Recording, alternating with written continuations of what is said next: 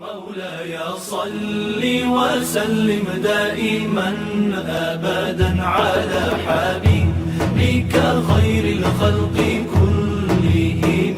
مولاي صل وسلم دائما أبدا على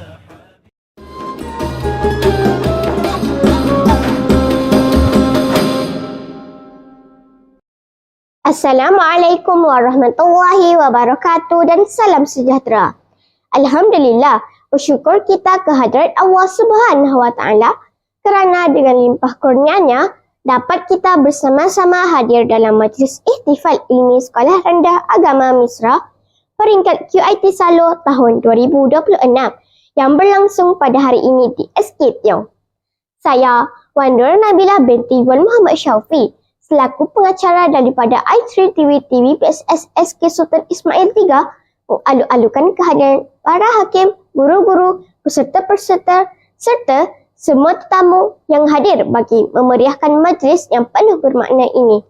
Majlis Misra merupakan platform untuk mencungkil dan mengembangkan bakat murid dalam bidang akademik, dakwah serta kesenian Islam.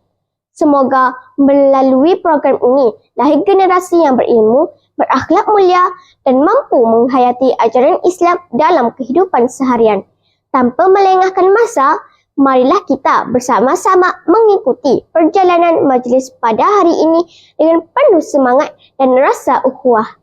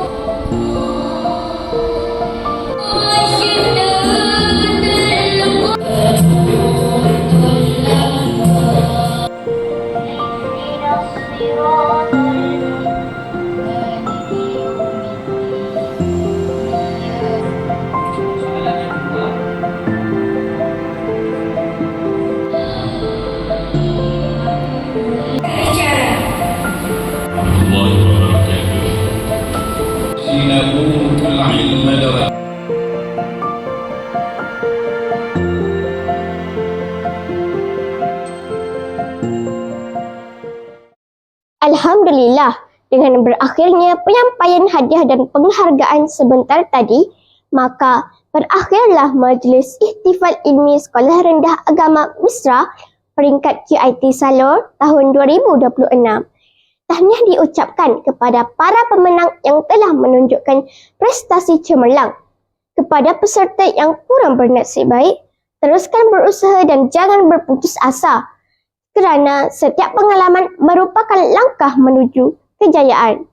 Setinggi-tinggi penghargaan dan terima kasih diucapkan kepada para hakim, guru-guru, guru setia, peserta serta semua pihak yang telah bertungkus lumus menjayakan program ini. Saya, Wan Nur Nabilah binti Wan Muhammad Syaufi daripada i3 TV PSS SK Sultan Ismail 3 memohon maaf atas segala kekurangan sepanjang mengendalikan majlis ini. Dengan lafaz wabillahi taufiq wal hidayah. Wassalamualaikum warahmatullahi wabarakatuh.